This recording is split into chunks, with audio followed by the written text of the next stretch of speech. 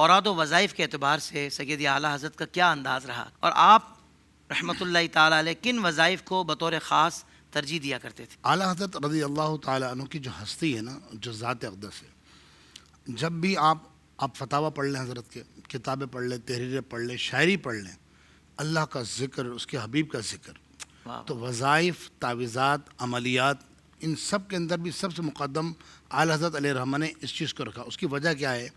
قرآن مجید فرقان حمید میں اللہ رب العالمین نے وظائف کی برکتیں، ذکر، کیوں وظیفے کا مطلب ذکر ہے، اللہ کا ذکر، ٹھیک ہے، چاہے وہ پھر نبی کریم علیہ السلام پر درود و سلام پڑھنا، وہ بھی ذکر اللہ میں شامل ہے، چاہے وہ کوئی وظیفہ پڑھیں، قرآن کی آیت پڑھیں۔ اور قرآن نے واضح طور پر سورہ رعد میں ارشاد فرمایا، الا بذکر اللہ تطمئن القلوب، سن لو، اللہ کا ذکر جو ہے نا وہ دلوں کو اطمینان بخشتا ہے، دل کا سکون، راحت۔ تو گویا کہ قرآن یہ فرما رہا ہے کہ جو یہ چاہتا ہے کہ اس کا دل پرسکون رہے، جو یہ چاہتا ہے کہ اس کے دل میں اطمینان داخل ہو، تو وہ اللہ کا ذکر کرے، پھر وہ قرآن کے آیات ہوں۔ کیوں عام طور پر بہت سارے لوگ اس طرح آپ کو کہتے ہوئے نظر آئیں گے، یار کیا فائدہ ذکر کرنے کا، خالی قرآن پڑھ لو۔ بلا شبہ قرآن پڑھنا بہت افضل ہے، لیکن کچھ اوراد و وظائف بیان کیے گئے ہیں، ان کو بھی پڑھنا ضروری ہے، ایک بات۔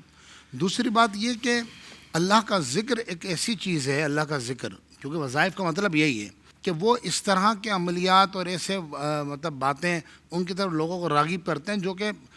غیر شرعی ہیں، نعوذ باللہ شرکی الفاظ تک ہوتے ہیں، تو اس سے اجتناب کرے۔ قرآن اور حدیث کے اندر جو وظائف آئیں ان کو پڑھے، کیونکہ اللہ کا جب بندہ ذکر کرتا ہے نا، یہ اللہ کا ذکر اتنی پیاری چیز ہے کہ اللہ کا ذکر بندے کو فراموش نہیں کرتا ہے۔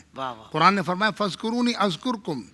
فرمایا تم میرا ذکر کرو میں تمہارا ذکر کروں گا۔ یعنی کیا مطلب؟ جب بندہ اللہ کا ذکر کرتا ہے تو اللہ تبارک و تعالیٰ اس کو تنہا نہیں چھوڑتا۔ ایک بزرگ نے بڑی پیاری بات فرمایا رب العالمین بندے کو آزماتا ضرور ہے مشکل میں ڈال کر، لیکن آزماتا ہے، مشکل میں ڈالتا ہے، لیکن مشکل میں ڈال کر اس کو تنہا نہیں چھوڑتا ہے۔ وہ اللہ کا یاد کرنے والا ہو، اللہ کا ذکر کرنے والا ہو۔ اسی طرح احادیث طیبہ کے اندر سرکار دو عالم علیہ السلام نے ارشاد فرمایا، دو بندوں کی مثال بیان فرمایا ایک شخص وہ ہے کہ جو اللہ کا ذکر کرتا ہے، اور ایک وہ جو ذکر نہیں کرتا۔ حضور نے فرمایا ان کی مثال کیسی ہے؟ فرمایا جس طرح زندہ اور مردہ کی، یعنی جو اللہ کا ذکر کرتا ہے اس کا شمار زندوں میں ہے، اور جو اللہ کے ذکر سے محروم ہے اس کا شمار میرا آقا نے فرمایا وہ مردوں میں ہے۔ تو اس وقت جتنے ناظرین سن رہے ہیں، میں ان سب سے یہ کہوں گا کہ اپنی لائف میں، اپنی زندگی میں، اپنے معمولات میں کوئی بھی وظیفہ، قرآن کی کوئی آیت، قرآن کا کوئی لفظ، اللہ کے اسم اعظم میں سے، اسماء الہیہ میں سے، نبی کریم علیہ السلام کو درود و سلام سے ایک چیز اپنے معمول میں ضرور رکھیں، ایک بات۔ دوسری بات یہ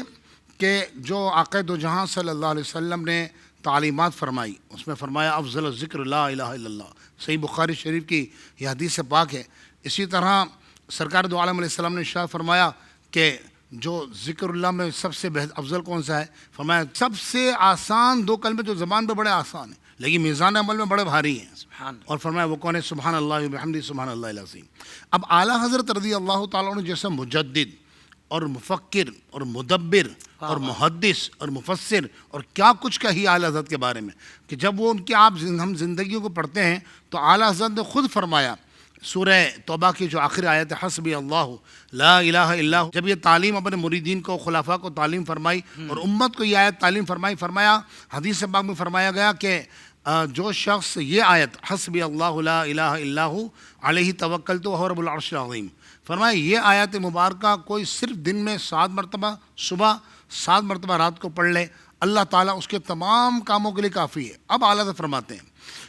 فقیر کے پاس کتابوں کے ذخیرے بھرے ہوئے ہیں، اعمال کی بہتات ہے، وظائف بہت زیادہ ہیں، لیکن فقیر نے اس آیت مبارکہ کو حسبی اللہ لا الہ الا ہو علیہ توکلت وہو رب العرش العظیم، فرمایا فقیر نے تمام مقاصد کے لیے، ایک دو مقصد نہیں، فرمایا تمام مقاصد کے لیے اس ایک آیت کو کافی وافی پایا ہے۔ سبحان اللہ سبحان اللہ سبحان اللہ۔ زندگی کے تمام شعبوں میں دینی رہنمائی حاصل کرنے اور آخرت کو بہتر کرنے کے لیے ہمارے YouTube channel Islamic digital studio کو سبسکرائب کر لیں اور بیل آئیکن بھی پریس کر لیں۔ قرآن سے بھی ملاتا ہے ہمارا